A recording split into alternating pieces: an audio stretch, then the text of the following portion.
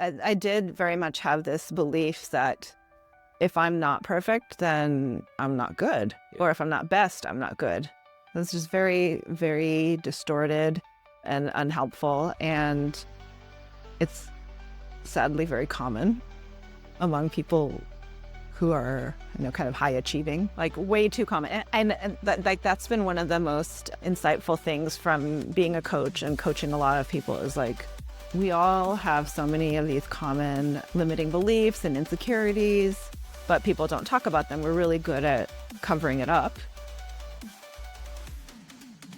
Have you ever paused to question how much of your identity is genuinely yours and how much has been quietly shaped by external expectations and pressures? How do we begin to unravel the stories we've been told about ourselves and write something more authentic? In today's episode of No More Strangers, I sit down with Caroline Kim, a coach and deeply insightful individual navigating these very questions in real time. Our conversation explores Caroline's thoughtful reflections on perfectionism, vulnerability, and the courage it takes to step away from familiar identities in pursuit of deeper personal truths. Caroline shares her journey of shifting perspectives, confronting limiting beliefs, and embracing the realization that, at the heart of it, we're all just figuring things out as we go. Join us as we unpack the common insecurities we rarely voice, the strength found in embracing imperfection, and how meaningful it can be to connect genuinely over shared human experiences. I'm JT Erickson, and this is No More Strangers.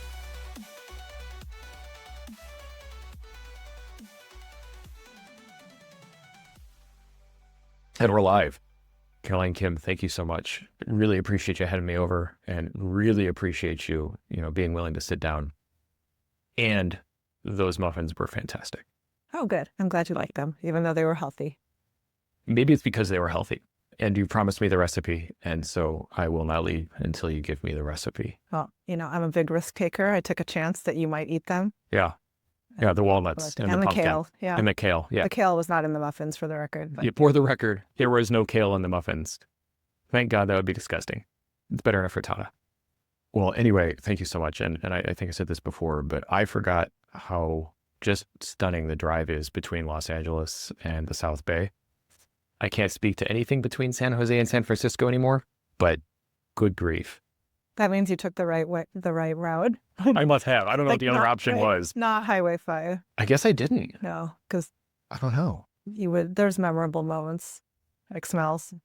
There were memorable smells. Okay. Yeah, so I did do some of that, but then there was some great, some of the hills after, before and after the stockyards and the fertilizer that smells like fish.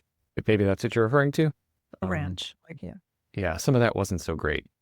But once you get past that, like the hills and the lakes. Yeah, California is pretty amazing. You forget that. That's what I love, just like discovering new parts of the state. It's so huge. Yeah. It reminded me probably why you live here, in part. And it's the stuff that, when we left during the pandemic, I had forgotten about because we were buried in Los Angeles.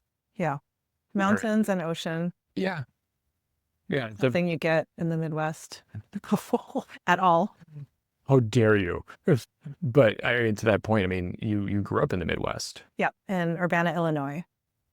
I don't know what that was for. I think you have to leave now. Just kidding. Good episode. I can't wait. Fun. Great to see you. Good to... Yes, my family ended up there. My parents both came to the U.S. from South Korea. I have to say South so you don't ask me. How's Pyongyang this time of year? Yeah, it's great. So they met at Cornell and then ended up at University of Illinois. Both of them got jobs there, and that's where I was born.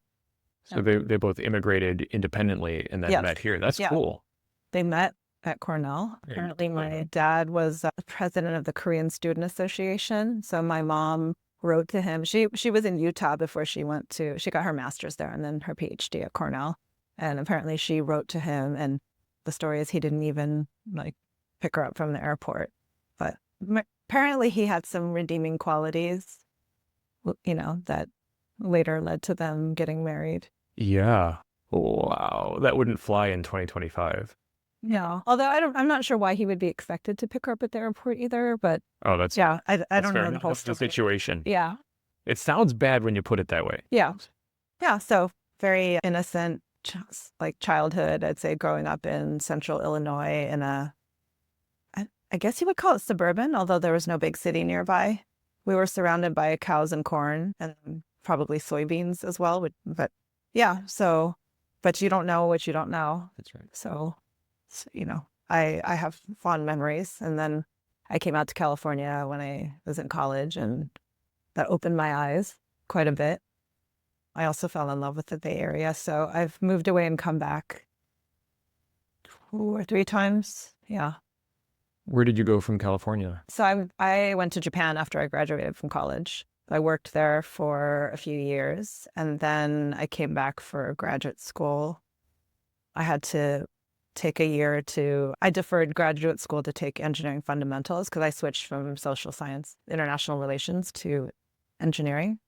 And then, came back to grad school here, and then, moved away to Orange County. Yep, where we met. Yes, after the dot-com bubble burst and my company was acquired. So I was there for about 5 years and then came back. Yeah, and that's where we crossed paths briefly in Orange County.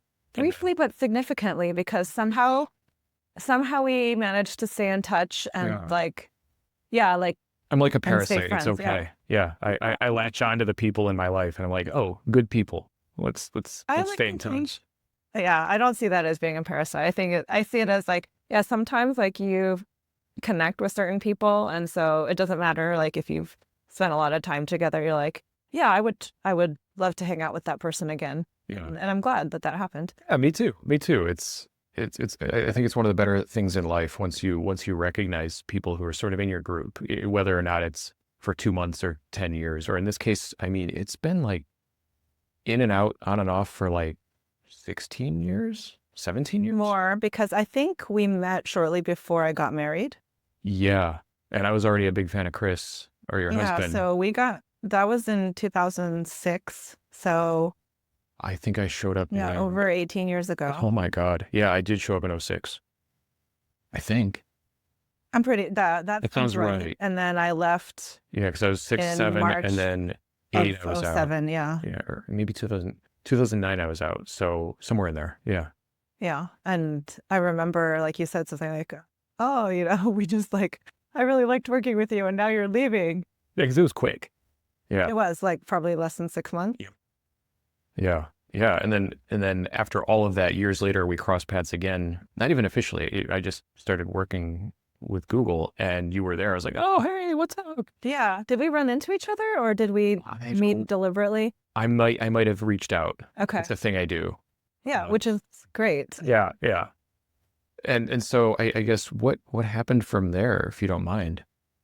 From where we sort of broke off and then you went right to Google. I did, yes. So it was the job at Google that brought me back to the Bay Area.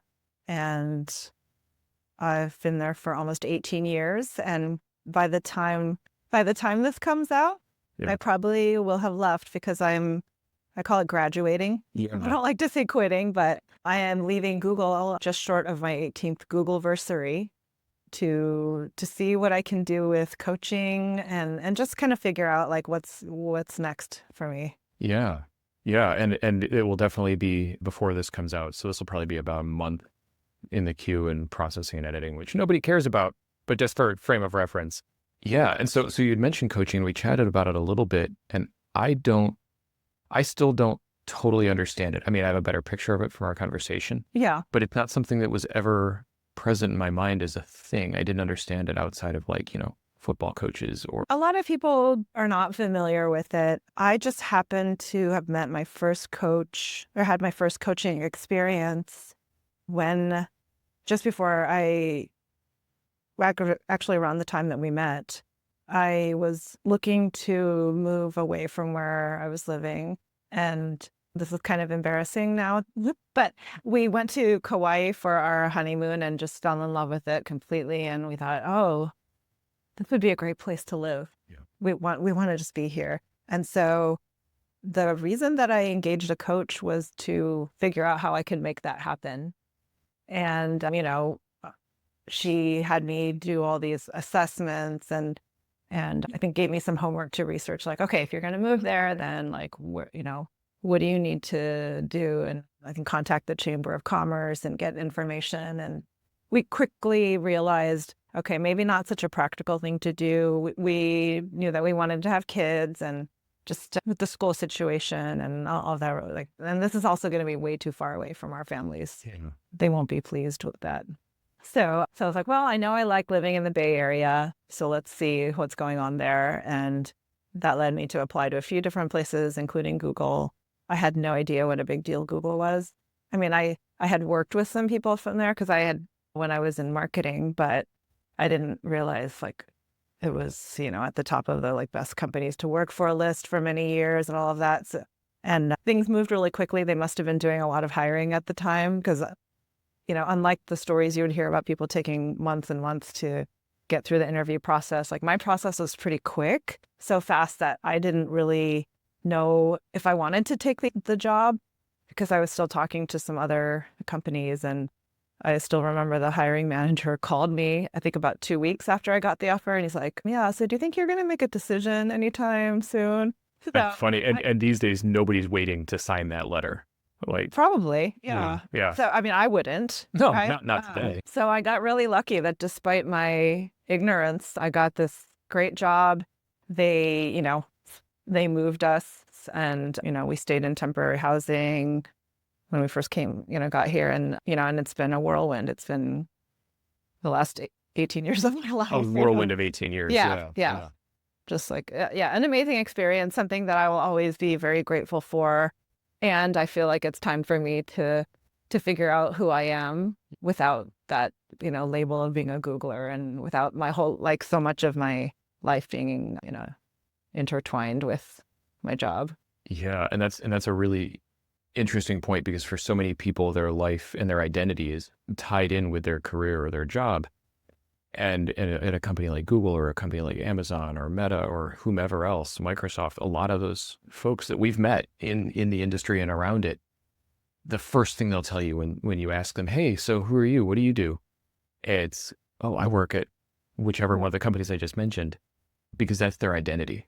And so you being there for 18 years, did it feel like it was core to your identity, or were you sort of fending that off?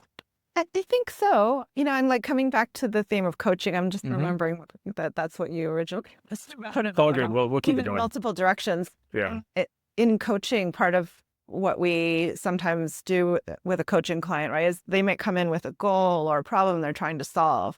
And we go through these what are called logical levels. And like the highest level is like your identity, like who are you and who else is impacted by things that you do. And so I think that's why I'm thinking, that's something that's been coming up for me is like, yeah, my identity, I want to know who I am without the company, like label. And what am I capable of potentially on my own, but or just away from that. Yeah. Yeah. So, and maybe this is something you can speak to them, because I have a lot of curiosity around that point. I'm going through some elements of my life where it's also sort of redefining my identity. Where do you start when you're a coach asking these questions, or what do you ask what do you even call someone you're coaching? Coachee. Your coachee client. Okay. Yeah. Okay. So what do you ask your client in those regards? I think it can be helpful to first, usually the way a session goes, especially if I'm meeting somebody for the first time, is what I say kind of jokingly. I don't mean this in a demeaning way, but it's like maybe 10 to 20 minutes of word vomit, right? You just kind of need to get all these thoughts out of your head. So you might come in with this vague idea of like, I have something that I want to change, or I'm stuck, or I have a problem I want to solve, or goal I want to achieve. And then so you get kind of like background and context there. And then I'll usually want to know like, what are like the values behind that? Like, what does this actually mean? Like, why is this important to you? For example, a common thing people will come in with is like, I want to figure out how to get promoted to the next level. And I think that typically people are like, well, of course, like that's what everybody wants, so I should go for it. And so just asking a simple question like, what would getting promoted make possible for you? Right. So just kind of looking at that situation, like, why is this important? Because there are a lot of different reasons. It could be about the money. It could be about wanting the title. It could be like, I'm achievement oriented. So I just want to like get to that next. Check that next box. Yeah, the next box. And then you can kind of better understand like, yeah, what's the motivation behind that? And what is it that you really want? Is it the promotion, or is it what that makes possible for you? Maybe it allows you to work on more interesting projects, or people, unfortunately or fortunately, do care about titles sometimes. And so people may treat you and look at you differently sometimes, so everybody's different. I think that's the point, is really understanding like, what does this mean to you? Why does this matter? And then also a little bit more about like, what is your actual vision of, if you were to achieve this thing that you want, or if you're solving the problem, what does success or good look like? And then that kind of helps you to figure out, okay, what do I need to do to make that happen? In coaching, it's a little bit different from mentoring in that I'm not here to like share my wisdom, give my advice from my like life experience, although that does come up. Sure. But the main thing is I'm partnering with you as a co-pilot, co-captain, whatever you want to call it, and helping you to see the situation from different perspectives and get clarity for yourself. I always feel like, even for myself, if I'm thinking about a problem and it's just in my head, like it just feels really jumbled. Mm-hmm. And I wrote an article about this where there's like a picture of a head with like just scribbles on the inside.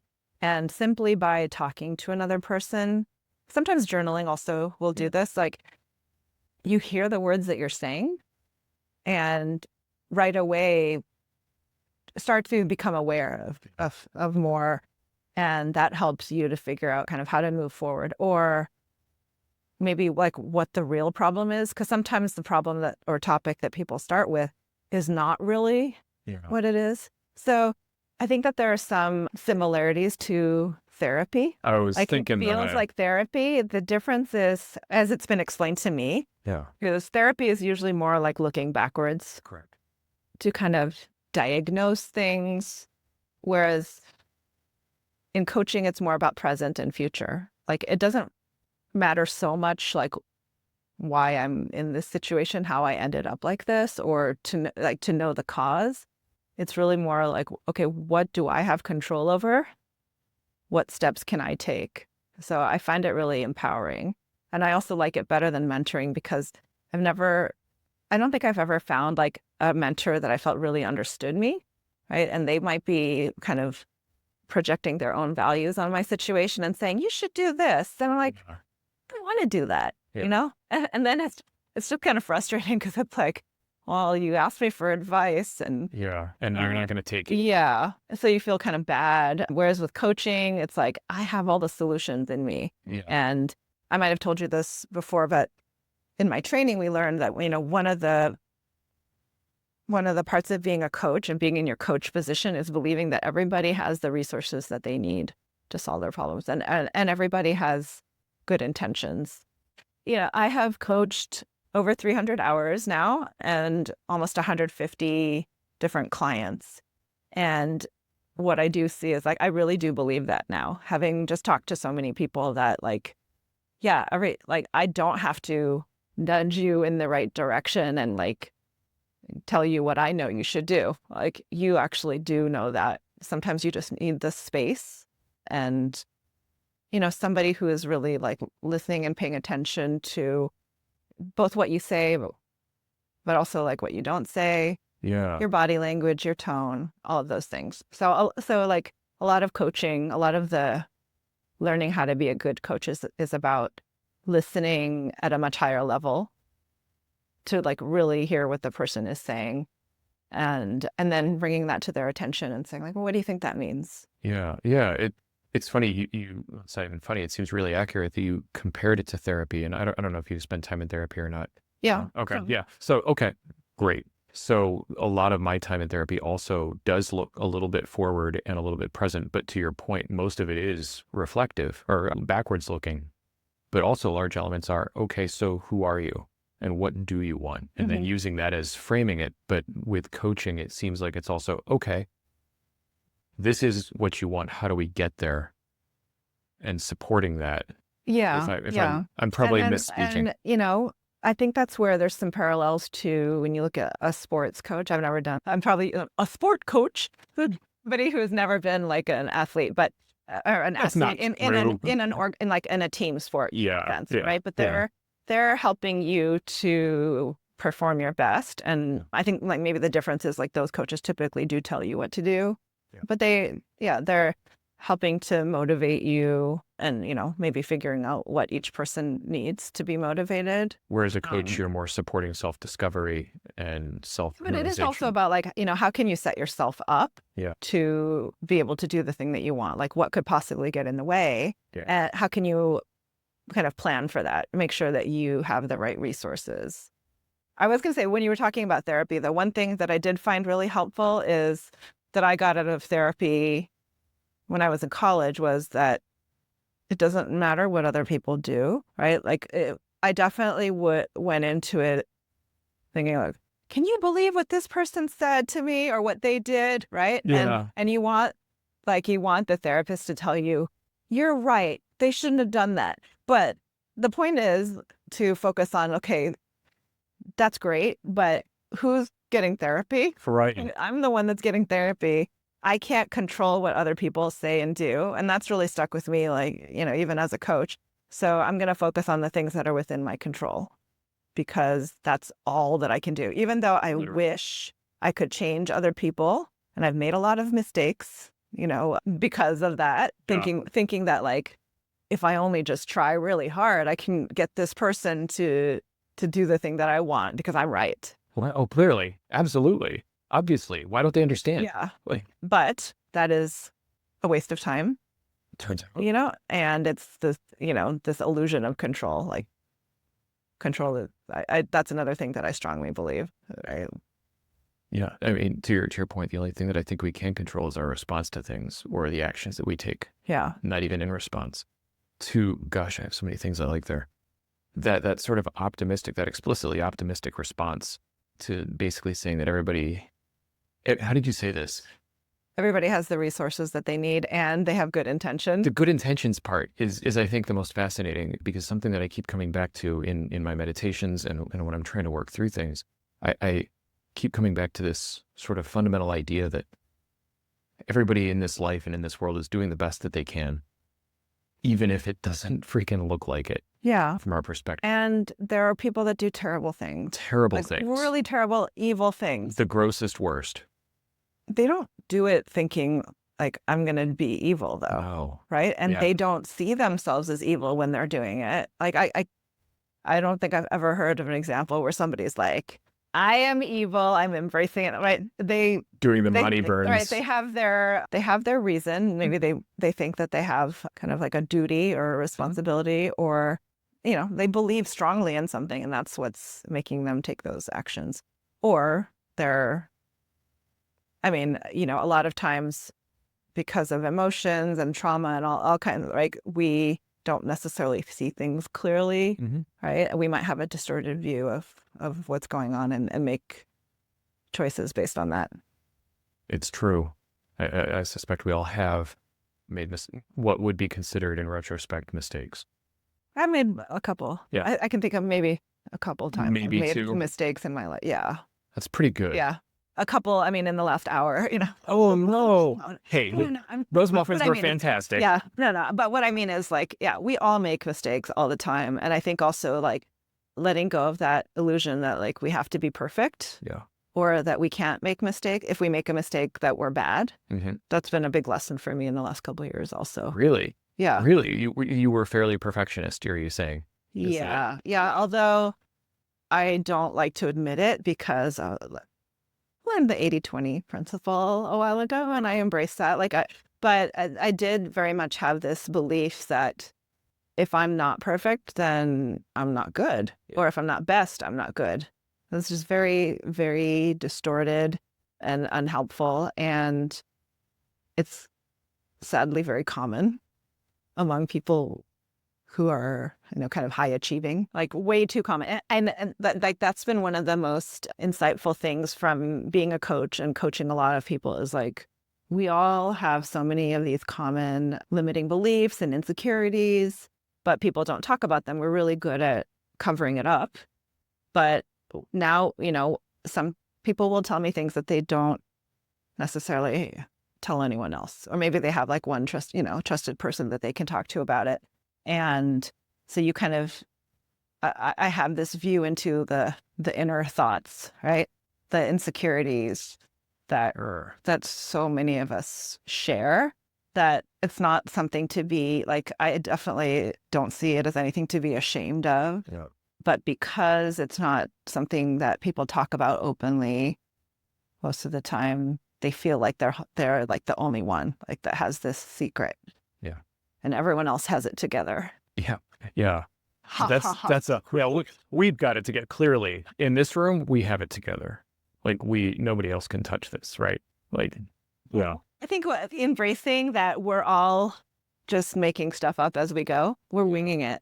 And it's a wild thing to realize when it finally hits you that all these people that you've looked up to are just as confused and afraid and have all the same sort of anxieties, potentially, maybe not, but a lot of the same baggage, or at least similar baggage. Like, it's weirdly freeing, but it doesn't really tell you where to go with it next, right? Because then you can release some elements like imposter syndrome. That's a big one that seems to leverage that exact line of thinking. But then I guess as the coach, are you helping them say, okay, cool, you've realized this, now what? Yeah. Like, yeah. Yeah. Like, what do you and sometimes that takes a little bit of exploration too, but it's always pleasantly surprising to me when I ask the question, when someone seems like, I don't know what to do. I'm like, well, what's one step that you could take that gets closer to that? And there are different exercises that you can do also that will kind of help get someone out of their own head and create, maybe depending on the person, it can be helpful to create some emotional distance from your own self, your thoughts, like dissociate basically in a good way to then see things clearly. So, for example, we all have these little thoughts that keep us from doing things that we want to, like little insecurities, or like, sometimes they're called gremlins. They're different words for them, right? And I've done this exercise before in like development programs where you partner with someone, you share all of those things, like, I'm going to sound stupid, and then the other person helps you to reframe them. And it's surprisingly easy to reframe for someone else. It's just when you're thinking about yourself, when it's yourself, you just, like, there's a mental block. And in the same way, like, I've learned a lot about neuroscience, human psychology through coaching, and I mean, just through life. But still, I that doesn't mean that I've like beat the system. No, or of like I figured it out. I still remain human, and I still have human emotions, and I mess up, and like emotional responses to things sometimes that are not so productive. That's an understatement. So I still go through all the same stuff. It's not like you get the answer and then all of a sudden everything's easy. Yeah. And it's something I've noticed in the past. It's always so much easier to help someone else go through what appears to them to be an impossible situation than it is to do it for yourself. So it's funny that you've sort of, not funny, you've formalized that, or the work that you're doing formalizes that explicitly and takes that into consideration and makes it part of the active work, which is really cool. I didn't know that was a thing. Yeah. And it's a really great feeling for somebody to really listen to you and to really be hearing what you're saying and like not be distracted, So I think that's one of the things, that's one of the powerful things about coaching, right? Because I'm not there with any agenda. Even those people sometimes act like, oh, is this right? Is this okay for me to say that? You know what I mean? Oh my God, yes. I do get that. Like, yeah, this is your time. I'm creating space for you. Or they're like, I'm sorry, like, I keep coming with all this negative stuff. And I'm like, it's okay. I'm not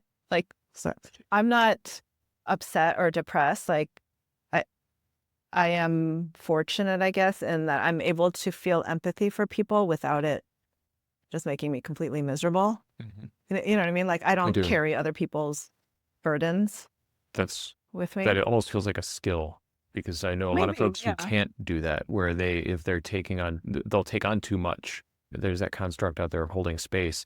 And some people can't let that go when it's done. Yeah. They can't release it. They just hold on to it for themselves, and it drives them into this Yeah. anxious Or maybe I'm place. just a cold-hearted bitch. I You don't might know. be. That hasn't been my experience. You might be hiding it really Yeah. well. And that's Yeah. probably it. You just randomly adopted 2 kids, but you are just a sour person. But you know what? That's an example of, right, the thoughts that we have, like the inner critic, Totally. right? It's Great like, example. what if deep down I am a cold-hearted bitch? And this is just And I'm you just trying faking, to hide it. yeah, I just like fake all this other stuff. It's all window dressing, Yeah. Caroline. Yeah. And so, but like what I learned, because we talked a lot during that period that I went through burnout and took 3 months off of work to just try to recover. And what I learned was there doesn't have to be like, I don't have to try to attribute weird ulterior motives to myself to like doubt my, like, Yeah. like you're doing that so that you can seem like you're kind, but you're not really kind. What I realize is, well, let's see, if time and time again I exhibit certain behaviors, that is actually who I am. Yeah. And it's not about what I produce, because that's where I put my value before. It's like, I get stuff done. I'm very efficient. And if I'm not getting a lot of stuff done, then who am I? Like, what's the point of me existing? And now I'm like, the point of me existing is just being me, and that's enough. Yeah. Yeah. And that was just like such a mind-blowing thing to learn and finally understand. Yeah. I was at the age of 50, Yeah. that I'm like, oh, I am not just a piece of shit. Yeah. I'm worthy. I'm like, I'm worthy of love. I'm a good person. You're not a Machiavellian sociopath. Yeah. You're not yeah. doing all this And just to make people like you. Like it's so wild to even say those words, because it's like, it sounds ridiculous. Like, of course I'm not just like a piece of garbage, but I think it's very easy to get into that mindset. Agreed. I found myself in similar traps. So many people. And so, yeah, having been through that journey myself, like, that makes me also want to help other people, because I'm like, it's possible. And it's so nice not to hate yourself. When the light comes out from behind the clouds, you want to show everybody. Yeah. It's sort of the way I'm envisioning and what you're saying.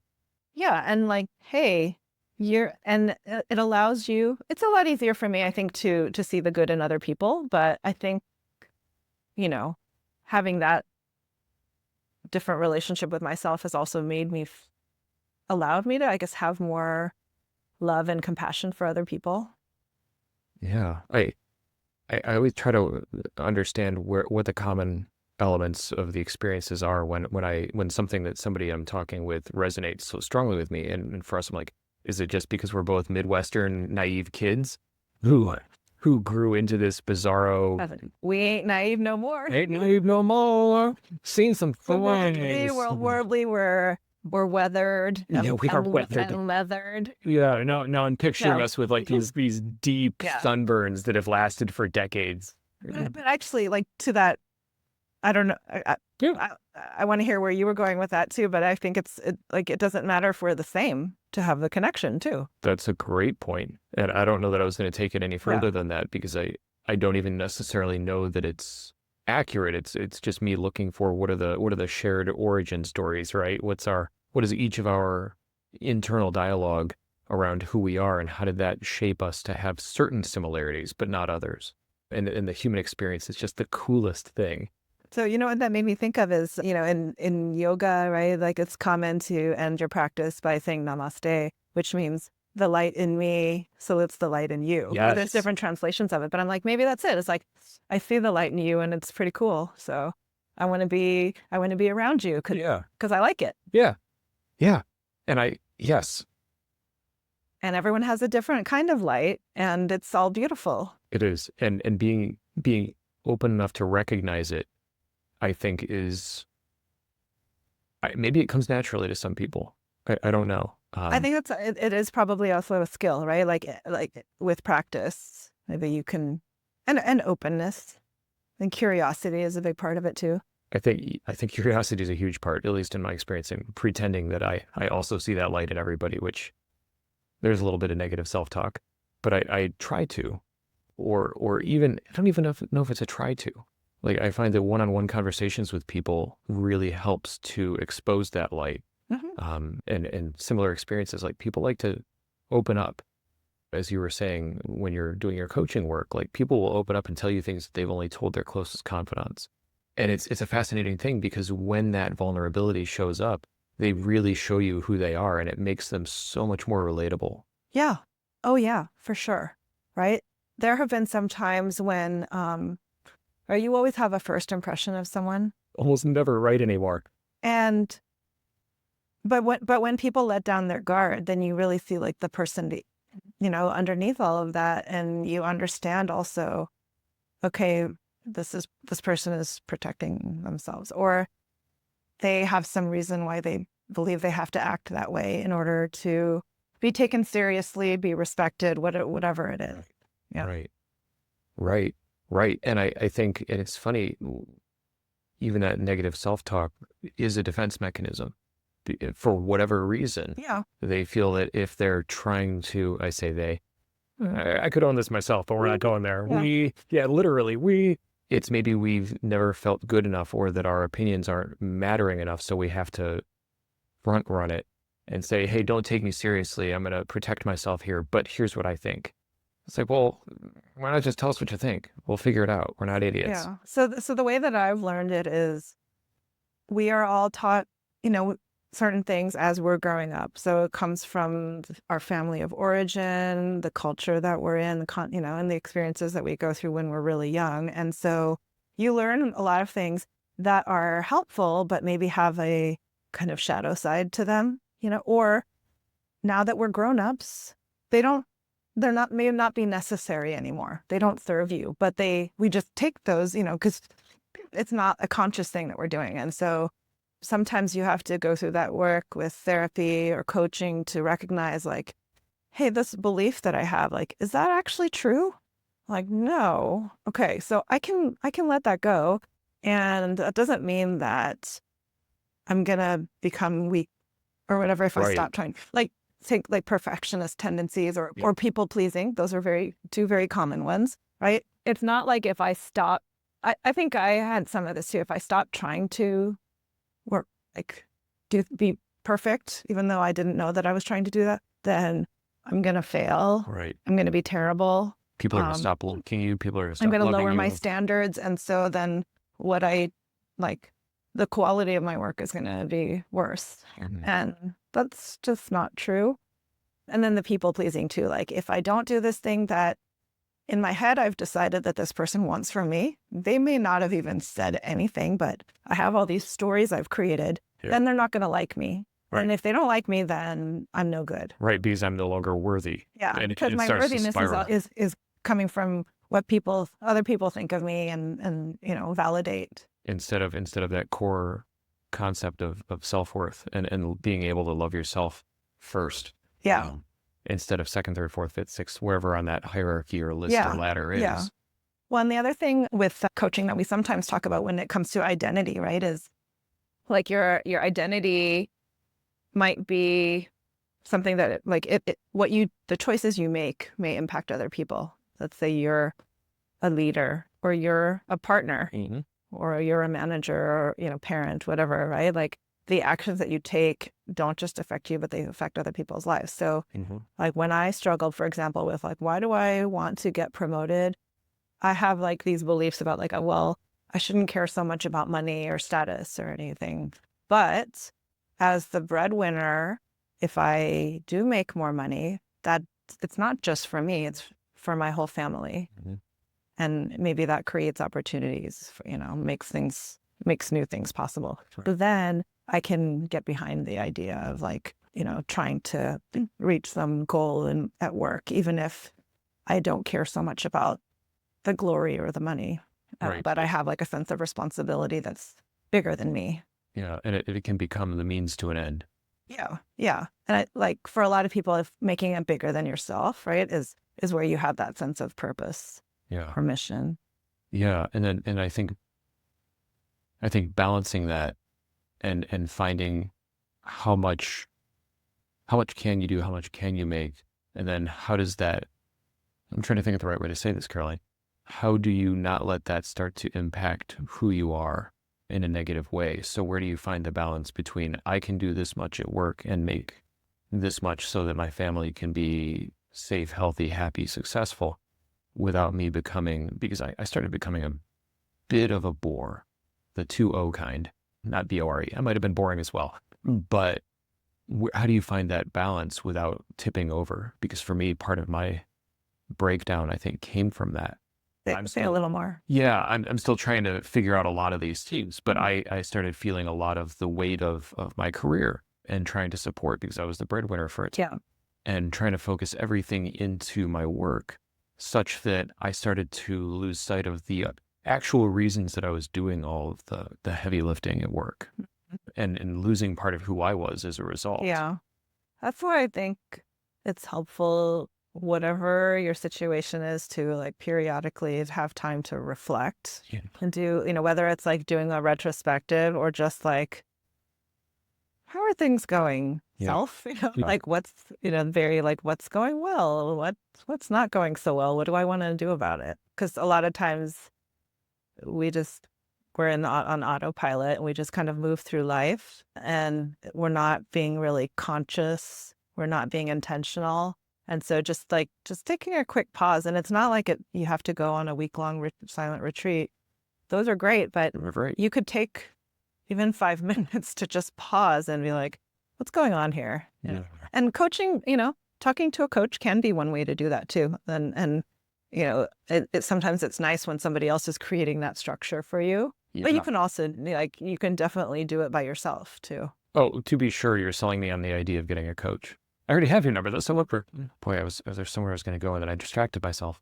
I think it takes a very specific type of individual to have the wherewithal to say, I need to hit pause real quick and assess where I am and pull themselves out of that autopilot mode that you're referring to. Did you find yourself on autopilot as well, or? Yeah, for sure. I would say a special kind of person, or you hit a the breaking circumstances. point. Yeah, exactly. Yeah. I mean, that's what happened to me. I just like couldn't anymore. And it's happened to me twice in the last several years where it's just like, I cannot go to another meeting. I cannot talk to another person. I cannot write a line in a document or another email. I just can't. Like, you feel frozen. And the second time around, it was just like I was having panic attacks too. It's just like, don't expect me to like get into my car and drive to the office. Like, that feels like, right. It feels like it feels like a life or death situation, right? That's your fight or flight mode kicking in. And you're just like, even though it's not really, the stakes are not that high, it feels so real. And then you're just like, and then the other mode is freeze, right? Like, which is where we both ended up, I think. Yeah. It's just like, and I remember reading about this recently. In that mode, you kind of become desensitized, right? Because it's the biological reason is to protect you from the pain. Like, if you were actually in a physical threat, right? It'd be like, okay, if someone is going to hurt you, then you can be numb. So you don't feel so much of that pain at once. But it comes up in situations where you're nowhere near like being in that level of physical threat, but your body doesn't know that. Yeah. And in my situation, I would have been significantly happier had I actually been in a situation of physical threat, because I knew how to manage that. Like, that was something I knew how to, right? Totally. Yeah. I knew how to handle that. And I would have loved to have just had somebody actually sound psychotic, not negative self-talk. I think it might actually sound psychotic, but I would have been much happier if somebody had run at me with a knife and I knew what to do then, as opposed to just the weight of everything just slowly crushing you that's without something where you're prepared. Whereas, we don't know necessarily how to deal with the emotional thing. And I mean, the problem is like your brain, it can't tell. Yeah, your brain can't tell. And also like your brain's a very tricky, complicated, complex organ. And it feels so real. And it feels like it's going to be like this forever. I remember just thinking like, I've just ruined my whole life when I hadn't even made any decisions or taken any steps, but I was just like, okay, well, I've just like screwed my whole family over and I'm never going to be able to get a job again because I have no skills. That's right. I've lost all my confidence.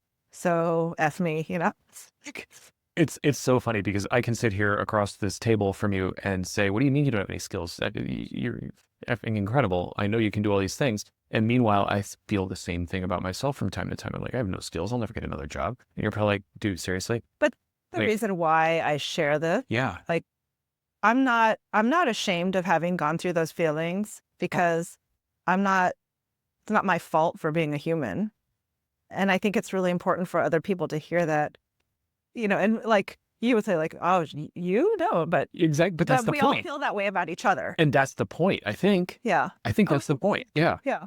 I mean, that's kind of classic imposter syndrome, right? Like, well, clearly everyone else has figured it out. And I'm just the one like idiot who is like faking her way through life and waiting because it's going to happen for someone to figure it out and call me out. Oh, absolutely. It's always going to happen. And, Yeah. and I always used to believe that there was this arrogance in anybody who claimed mastery or superiority in any skill or trait. And I've had to reframe that a little bit. I'm like, no, they probably just believe in themselves. Yeah. It's not such a wild concept. Yeah, maybe I'm kind of jealous of that. And, Yeah. But there's a lot of things that we've been taught, in different Yeah. cultures about like you shouldn't brag, Mhm. you shouldn't stand out. And I think that for me, some of that comes from, well, I think growing up in the Midwest, I right? suspect. The Midwesterners are very like plain spoken and no, we're not into drama, right? So you just gotta like I mean, there is be drama tough. in the Yeah. Midwest. Let's be fair. Yeah. But it's a different style. Yeah. Where was I going with that? Wait. But also, being the child of immigrants and, a lot of people whose families might not have, they may have come from anywhere else but the U.S. because the U.S. is a little bit special. But they're really, like they're maybe a little bit more humble, a little bit more community or family oriented. And then when you get into the workplace, right, you're expected to do something different and you don't necessarily have anyone who's told you or taught you how to do that. Right. So a lot of my coaching clients and my mentees are, happen to be in that situation where like you don't have your old boy network or whatever, or someone who took you under their wing. And so you need a little bit of help to kind of figure it out. But it's not about, I think the important thing to know is it's not about you figuring out how to conform. Mm-hmm. It's you recognizing what you bring to the table and that being okay. But also, you do need to understand kind of like how the game works. That doesn't mean you have to play the game by somebody else's rules, though. You could still play it your way. And I think that's really important. If you're going to be happy, is do it in a way that's still in line with your values. Yeah. Otherwise, if you win by being a way that you don't want to be, it's like, did you really win? Yeah, it's hollow. Yeah. Something in there that you were saying really, really sort of got me interested. Do you think being an immigrant in the Midwest instilled in you this desire, or the child of immigrants, I should say, this desire to otherwise fit in because you were already sort of othered and you wanted to for sure. assimilate? But let's say, for the record, I was born in the U.S. I have a birth certificate from Urbana, Illinois. Anyway, joking. So now that that's settled. Definitely, right? Because all I wanted to do was fit in. Yeah. And, but people see my face and they're like, there's no hiding. I'm Chinese. I'm like, I'm not even Chinese. People didn't even know what Korea was. No. Right? But all you want to do is fit in. And then so bizarre coming to a place like California where in some spaces, like Asians are the majority. And it's like, this is weird. I don't get it. And I mean, I have a very dear friend who moved from Hong Kong as a child and never felt that he fit in here, spent so much time in the U.S., but still maintained that sort of Hong Kong sensibility. Now he's back in Hong Kong and he doesn't fit in because he spent so much time in America. Super common, right? So like he's such an outsider. You're neither. Yeah. And I lived in Asia. I lived in Japan for several years. I could actually pass for Japanese. My Japanese actually was pretty good, so people wouldn't, but I was an American. Like I identified very strongly as being American there because I'm like, this is not my culture. So Yeah, it's interesting when you change the context that you like you kind of can become a different your identity can change. Yeah. Yeah. And moving around a lot sort of, I think, gives you the opportunity to see how your identity shifts in different situations. Mhm. Boy, so many different directions here. How did that feel being an American that could pass as Japanese in Japan? I mean, what is that? I can't Felt even imagine exactly. that. Okay, well, I guess I nailed that one. I don't You know. It was yeah. real. It was different, I guess. I mean, I've always been interested in different cultures and languages, and I've enjoyed learning languages because it teaches you about culture. So, I mean, it's also fascinating, right? Just to kind of learn and adapt. And I'm a pretty adaptive person, and I'm pretty good at kind of figuring out like how to, what the rules are and conforming. I used to pride myself on that, but then I'm like, but who, in the end, like, who am I? Mhm. And it was only when I started working at Google that I felt like, oh, it's okay for me to be me. Yeah. I don't have to pretend to be like, or like understand what the mold is and then fit into that mold. But then it's like, yeah, but who am I? Because I've spent so long trying to be what I thought other people expected from me Yeah. versus really find who I really am. Which is, I think, a large part of the exploration of self anyway. And maybe that just comes with age that we start to ask that question either way. Mhm. I don't know I'll never because, know. yeah, But I wish for other people to not have to have that same struggle, or at least to like learn from, in an easier way than I have. Not like I've had like the hardest time with like but just like not, maybe like just the mental struggle to not have to go through quite so much of that. yeah. And I mean, I tend to think that nobody's burdened in this life with more than they're capable of. So, I mean, just because you don't think that you've had a hard time compared to X, Y, or Z doesn't mean it wasn't a hard time for you at times. Huh. Yeah, yeah. I mean, and I think we've talked about this, like the difficult things that I've had to go through in my life, especially in the earlier, young adult period. They made me who I am. They made me strong, and they prepared me to deal with other types of things that came later on. So I wouldn't change a thing. Yeah, I tend to agree in spite of or because of all of the things that have shaped me as myself. I'm learning to freaking love who I am. And it's taken me a long time. And I'm really glad for all those hardships that I've had. I'm glad. Like, I don't celebrate them. I'm like, hey, check it out. But it's, yeah, if not for any of those things, who would I be? And would I be sitting here in this room with my friend Caroline Yeah, well, having a that's the chat? thing. Like, yeah, I don't want I wouldn't want anything but like my life now. But I do think back to growing up in central Illinois and having a very innocent life and kind of naive. And yeah, what would have been different if I had faced more hardships when I was young? You'd probably be even stronger now. Yeah, I'll never know. Never But know. yeah, I mean, I think the story is since the moment I met my husband, the circumstances were, well, I'm not going to go into the whole story, but we Mhm. met when I was visiting. We we met in person for the first time when I was visiting my friend who had just had a baby. The baby was 6 weeks old, and so that kind of theme, that was a time when I was like, okay, now that my good friend is a mom, like I can kind of picture myself doing it. And it's not like wasn't sure if I wanted to have kids, but more like, okay, I could see that now. It's something you could now Yeah. Now I was recognize. divorced and, kind of resigned to never like to being alone for the rest of my life because that's a whole other story about like feeling like this is my fault. And so I should have to pay for it. This will be my punishment or whatever. Right. But, when I met my husband, he was really great with the baby, with baby Theo. And we, in our early days of our relationship, talked about like growing old and being like grandparents sitting on the porch. So like it was like both of us, we always knew that we wanted to have kids and together. And it didn't happen like after we got married, you know. And I think they say if after a year of trying, nothing happens, then it's worth getting, some tests. And Right.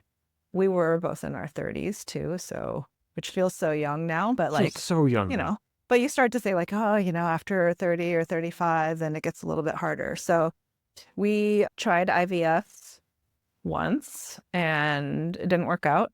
And then we decided we'll try one more time. And that didn't work out even more. We didn't even get as far. So we let ourselves be sad. We mourned, but pretty much right away we're like, but we know that we want to have kids. And so the next option, and I don't want to, it's not like a second choice or like, right? But it's the next option would be adopting. And we decided to look into adopting from Korea, again, South Korea. I don't think that's a thing in Korea. I don't think it is. They're not so open. No, I don't think we're allowed to go. They don't let people out, as far as I know. So anyway, the reason maybe why that would be not your first thing that you do is there's a lot of paperwork. There's a lot of hurdles to go through, and a big pile of paperwork to fill in. You need to get referrals, and it's like, what? Why doesn't everybody have to do this to become a parent? I sort of agree, but I'm not going to say it. But yeah, so anyway, we fumbled our way through, had to learn another thing, another process, and we did that, and it took about 2 years from the time that we initiated to bring our older son home, and then we also ended up adopting another child a few years later. Hey.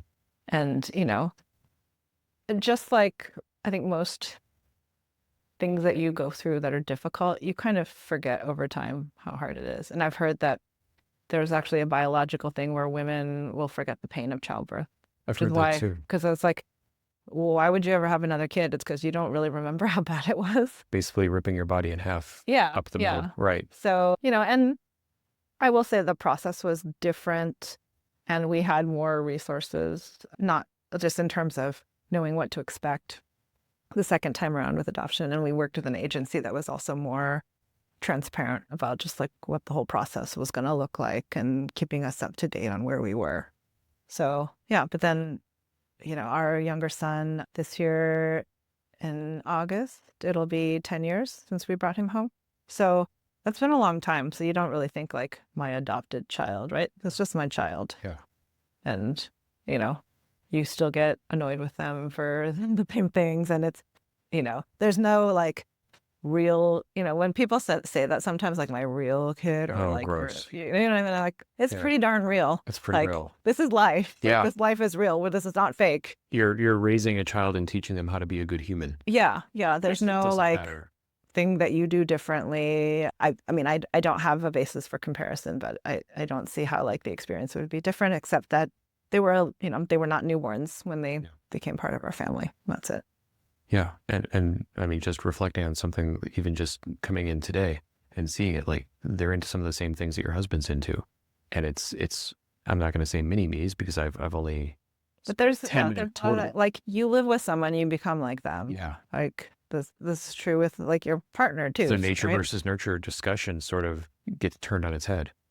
And it's kind of fascinating. Yeah. And we happen to live in a place in the Bay Area where there's a lot of, couples that don't have the same racial background. And it's like nobody even flinches. I don't know if anybody, like my kids don't look like they're half Korean, but, it's like good, Yeah. It doesn't have to be a big deal. I almost feel that it shouldn't be. Yeah. Well, it shouldn't be, but, there's so many opportunities for... Yeah, that was a weird place for me to hang, right? And feeling othered. Yeah. They'll have plenty of that in their lives. That's fine. Yeah, yeah. But we worried a lot, like, are they going to... And, still remains to be seen, but, like, what kind of, with the trauma that they've experienced early on, like, how is that going to affect them later? And, in the end, we just want them to be happy and we want them to be good people. Yeah. Yeah. Are there other complexities? I've known folks who have adopted or fostered in the past, and frequently the birth parents are still in the picture in some level. So with international adoption, usually it's closed. Okay.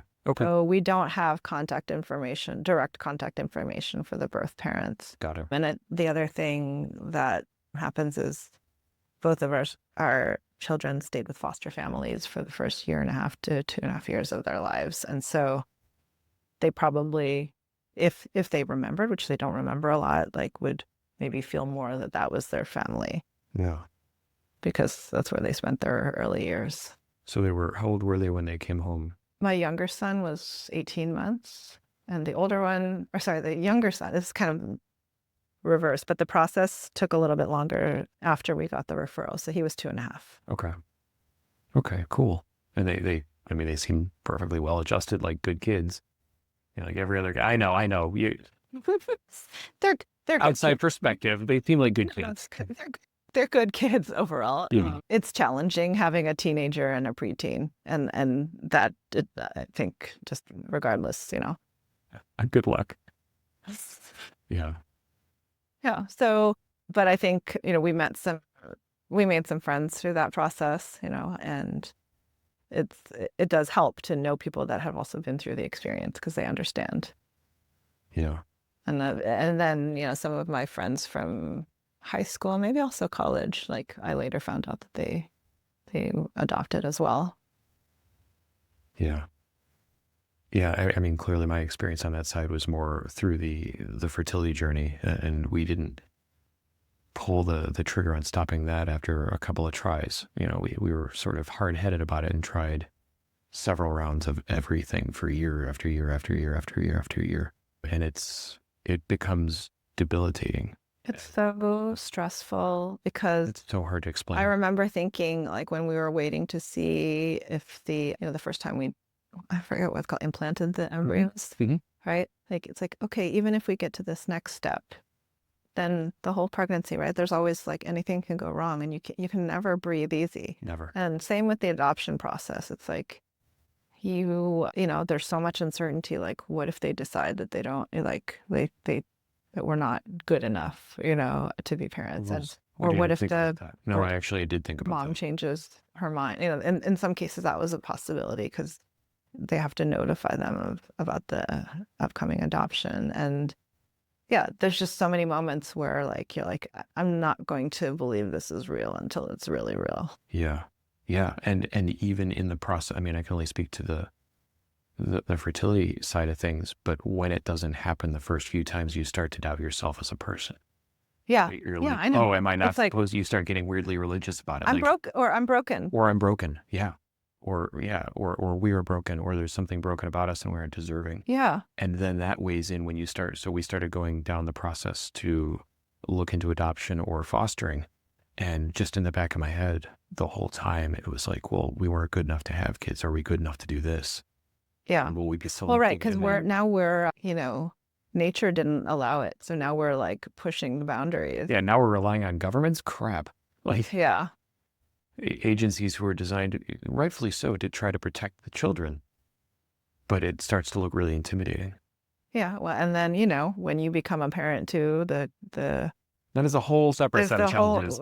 Still like constantly questioning, like, am I a good parent? Did I fail here? Did I, Yeah. But we are definitely our kids' parents, so whether we're good or not, Yeah. If I, again, step outside of myself and really look at the situation, like, yeah, we're not terrible. No, I don't think you're terrible. Like, you guys seem like pretty kick-ass parents. Yeah. Which, again, easy for you to say. 100% I cannot say that, but I think I do believe that, yeah, deep down, like, yeah, we're decent. Yeah. At least I'll allow that. Yeah. Good. You know what? I'm glad. I will allow myself to say I am a decent parent. Yeah. Okay. And your coach would say something like, why do you only feel that? Or I don't know. I think, no, that would be, maybe a therapist would say that. I think coach would say, what would someone else say about you? Oh, yeah. Good distinction. Like somebody who loves you unconditionally, what would they say? Ooh. Gross. I don't want to think about that. Or if you were not yourself and you looked at, from the outside in, what do you see? Yeah. Yeah. Does that allow you to believe that you're a good parent? If you step back and just look at the facts, for example, right? Again, that's the thing that I do in coaching a lot is like, okay, what are these beliefs that you have? Okay, where's the evidence? Or like, what signals are you seeing that that's actually true? And it's like, oh, nothing. It's just my very strong, insecure thoughts. You know, that little devil on your shoulder, Yeah. the really loud, annoying voice. Yeah. They don't shut up. It's weird. You I just mean, the flick it kids. off. Yeah. Yeah. Go away. That's why we throw salt over the left shoulder. Isn't that the ritual from back in the day? Well, it is to ward off evil spirit. Yeah. I always thought it was to blind the devil. Is it? Okay, is the devil on your left shoulder? Okay. I think so. I don't know. And then why don't we throw cayenne pepper or something, you know? Ooh, that's baller. I think not enough people have cayenne pepper in their house, and getting on your fingers is a little high risk. Well, I'm Korean, so I've got all the peppers and even Korean chili peppers. So I should have more. Yeah. Oh, I might have some in the car. If you look at a little vial, I have some smoked chili pepper that I made. Oh, This yeah, is yeah. really friggin' good. No, we're into that. Oh, hell yeah. Yeah, well, I'll give you guys like a jar of it. It's great. Cool. Yeah. Okay. Total non sequitur. Payment for this conversation. Oh, I'll pay you in chili peppers. yeah. I'll pay you in chili peppers. You'll pay me in recipes for muffins. So maybe like the other thing to talk about, since I alluded to it, Mhm. and is that I got divorced when I was pretty young. You know, I Yeah, if you'd like married. to. I married. I met somebody when I was in my early 20s, and I think kind of got caught up or swept up in this notion of it being like we're from different worlds. It's so romantic, and Oh, no. but you know, also these kind of like disturbing things that I'm noticing. You know, he'll change when we get married. Like the most, you know, naive thing to say. And I learned the hard way that no, that's not how it works. Yeah. And no, you cannot change another person just because you're right, you know, or whatever that is, like whatever arrogance you know. But that came from, yeah, I think it came from the confidence and arrogance of ignorance. Yeah. Right. And you had earlier noted that following your divorce, you felt that you were just going to be alone forever. It was all your fault. Yeah, But like it because also I should have sounds- known. Right? Oh, that was what your fault was. Okay. Yeah. Okay. That makes way more sense. Yeah, no, it's not my fault that the marriage was bad. Okay.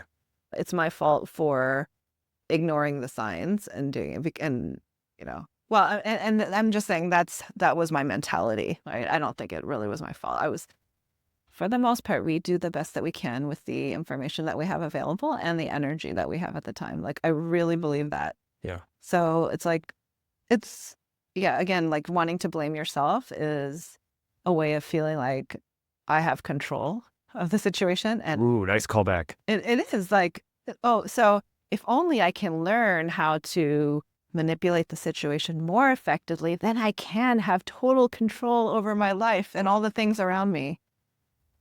That is a death spiral if I've ever heard. Yeah, but it's what I think most of us want to believe. I agree, because we all believe that we have more control over the Yeah, exogenous But or it's extraneous but it's so situations. freeing. It's so freeing if you're just like, life is full of uncertainty. Remembering it's all the unexpected stuff that got me to where I am today. It's Yeah. beautiful, and there will continue to be uncertainty going forward and unexpected things. So I don't need to plan and manipulate everything like intricately to make sure that it goes the way that I want it to. Because hey, what if what life has in store for me is better than what I could imagine? Yeah. And an example of that is, let me get corny here, but my husband, right? Like, because I was just like, well, I don't deserve anything. I don't deserve happiness. I don't deserve to, you know, have like a partner. I don't deserve to have whatever life that I thought that I was, you know, was going to have. And it was like so soon after my divorce was finalized too that I met my husband, and he was better than I could ever imagine. And, you know, I spent so long waiting for like, but what's the catch? You know, waiting for the other shoe to drop. It's like too good to be true. And it's like, fucking enjoy it. Yeah. Can confirm he's Yeah. awesome. I have a sticky on my monitor that says savor it. I see that. So yeah. that's like Cool. that's the nice way of saying just fucking enjoy it. That's Just like, it's the more polite company way. yeah, yeah. But you know, we sometimes like rob ourselves of the joy of just enjoying our lives because we're like, I don't deserve this, or like, how could this be real? How could this be real is a very timely thing. Yeah. And you mentioned earlier that you didn't say it in this exact way, but you really don't regret anything, or you're not upset about anything that's happened in your life to bring you where you are. And if you hadn't have had that, let's call it a bad marriage. It was, let's call it a bad marriage, because that's what it was. It was a bad marriage. Yeah. Sure. It wasn't meant to be. Yeah. for reasons. But I learned And Spanish. I learned ceviche. So, I mean, I learned to eat it. I didn't learn. ceviche is fantastic. That's a Exactly. good. I learned Peruvian food, Ooh, ooh. which is It's so like good. green sauces and French fries.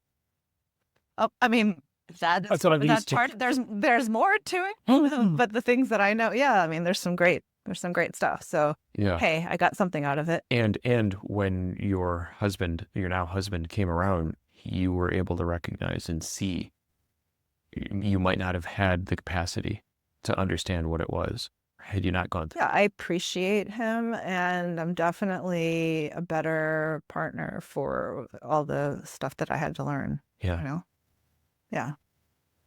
Yeah, because you probably had to learn a lot about yourself and the way that you responded to certain situations and seen things maybe even in yourself that you weren't happy with the way that you handled them. Yeah. So that was one of the times that I did therapy. I did therapy for about a year and a half before I got divorced. Yeah. And again, it wasn't about like, how do I get my husband to change? Well, he does this, this, and this. I mean, that's probably what I went into it Yeah.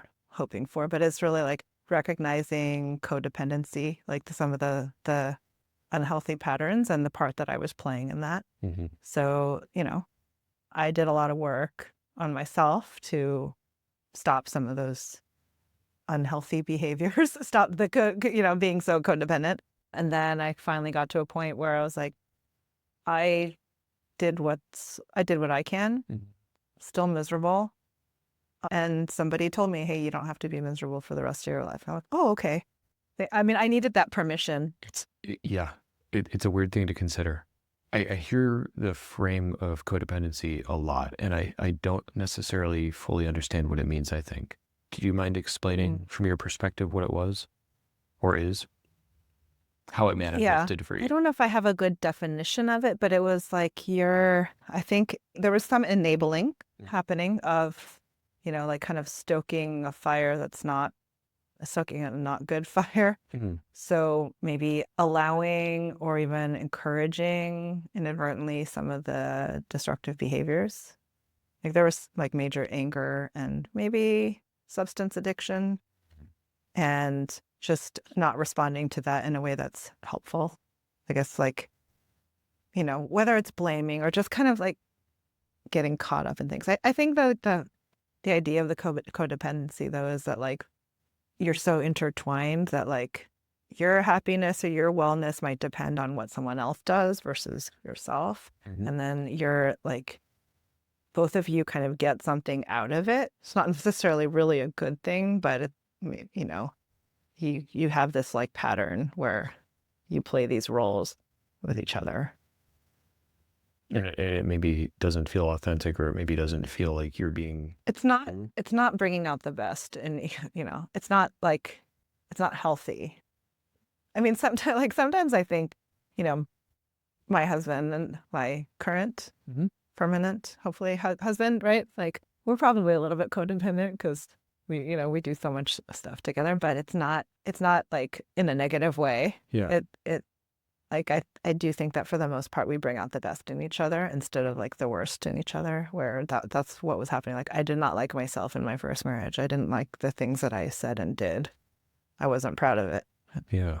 And I think that's a really interesting distinction, because frequently when you hear the frame of codependency, I would say almost universally when you hear that, it's referred to as a negative, or somebody saying, OMG, you're so codependent, like that's not healthy. Yeah. But I think to your point though, like there is some amount of that in any relationship where there is some support as well.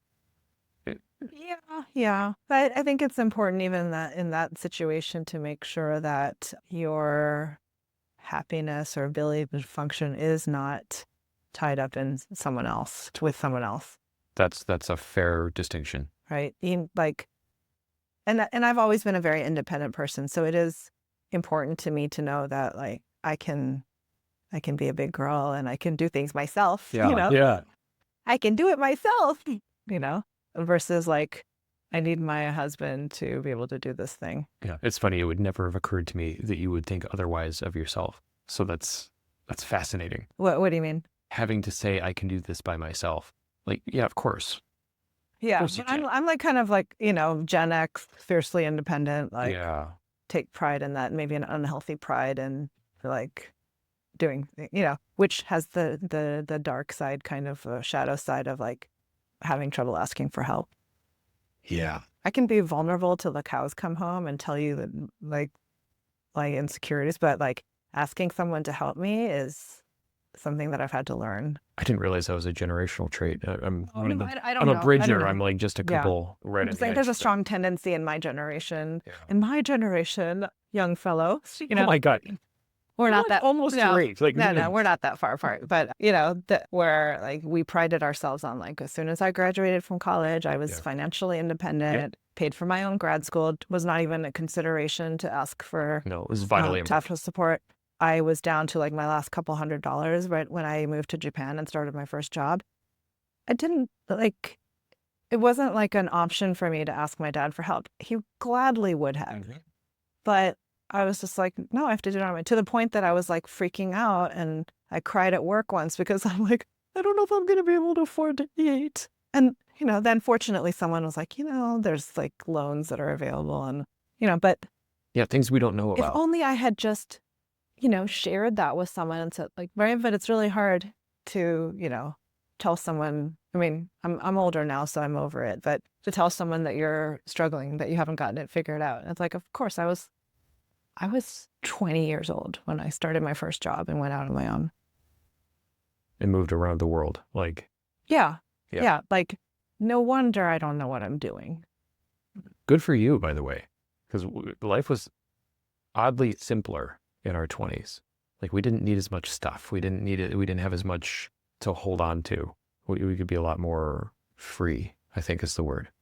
But that's also a time in your life when you think you know everything. No offense to those of you, but that's how I felt. I thought I knew everything. Hey, nobody. I had I had a kind of confidence that I don't have now, but it came from not really having been through stuff. So yeah, almost a hubris. Yeah, that's a good word for it. Yeah, it's one of my favorite things to consider these days. I use it too much. And that mention of the capacity to ask for help, like I was no good at it either. And I'm starting to learn, like during the difficult times, your friends are going to be there for you. Your family's going to be there for you. You just have to ask. And guess what? They would love to help you. They would be delighted to help you. It's not a burden. Turns out. And it gives them warm fuzzies. Yeah, right? Yeah. And not being a burden is a big thing that comes up a lot in conversations, and maybe it's something that I need to work through. Yeah, you're allowing people to be there for you. Yeah. And to your point, it turns out they want to, which is wild. Yeah. Because why would you want to do something nice for me? Yeah. Like, that's weird. That's weird. Don't you know how broken and flawed we are? And I haven't, Yeah. I earned it. I'm not sure, Yeah. It feels so one-sided. But again, like get out of my head. Turn the tables. I would gladly help other people, do things for them just cause, and I don't want or expect anything in return. It's just like, it feels good. Yeah. I'm still giving you pepper powder. Just saying. Oh, I want, no, okay. this is different. Okay. Perfect. I'm glad we cleared that up because that's not off the table. Yeah, and I think, what's important to know also is like we Midwesterners, I think, like have a sarcastic side, and I learned that not everybody is like that, but it's one of the reasons why my husband and I are very compatible, because he learned that early. I think I shocked him a little bit early on with something that I said, and then he laughed. Oh, because he's Northeastern, right? Yeah, he is actually a very sarcastic person as well. Sure. We're all about like irony and, sarcasm but he had to, like, we get each other, and so there's a lot of like deadpanning and saying absurd things, I've seen that. And with some people, it's just like, really? Are you guys okay? What's happening? Yeah. I think even today, there was some of that joking. It's like, I love it. Yeah. And that's just how we move through life. Like we like humor is very important, and absurdity, right? And I think that's a very important thing in life in general, is not to take yourself too seriously. I agree. And you have to be able to laugh and find humor or like absurdity in situations, because otherwise, what's the alternative? You cry. There's room for both. Yeah, I mean, nothing wrong with crying. There's times when that's very, very appropriate, but you could get really depressed about things, or you could kind of see the Yeah. the irony or absurdity in a situation. Just be careful with letting it go too far into self-deprecation, because that turns into negative self-talk in ways that are not constructive, and blah, blah, blah, blah, blah, blah, blah. I'll stop with all my And caveats. well, you do too much of that in front of other people, and then maybe they believe it a little bit. Right. So, you are sending signals to the world about that. So what At are the all signals that times. you want to send? Yeah, and being conscious of that and capable of managing that is super important. Yeah. Without, again, going full sociopath. The supine line. Yes, it is. It is. And I've definitely made mistakes of like I'm trying to practice, maybe giving myself more of a voice, and went a little bit too far. And, well, just in terms of like maybe overshadowing or like overlooking someone else, Oh, interesting. right? It's like, okay, that feels terrible. And then maybe you get gun shy for a while. Like, okay. But, again, we're not going to be perfect. Mm-hmm. It's okay. That's all part of the process. And I think as long as we don't expect that from ourselves or for other people, it's just like, okay, sometimes we mess up. Going to learn from it, going to acknowledge it, move on. Yeah, I think that's perfectly said. I think we can wrap on that. Thank you so much, Caroline. You were incredibly open, and I really appreciate it.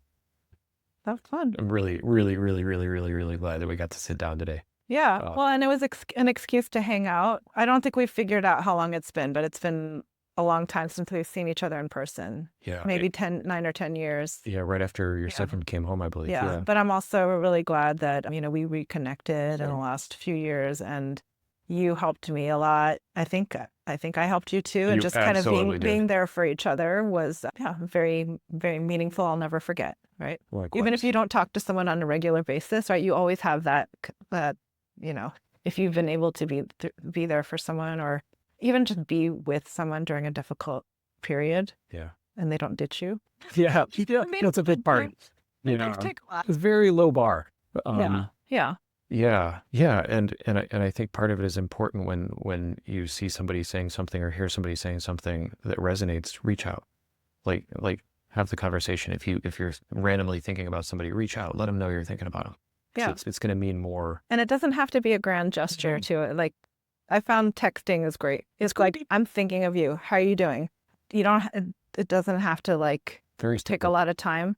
You don't have to say deep things. It's just like, you're on my mind. And it goes so far. It's like when someone's having a hard time, just like when I was going through my burnout, like people just checking in. It's like, oh, okay.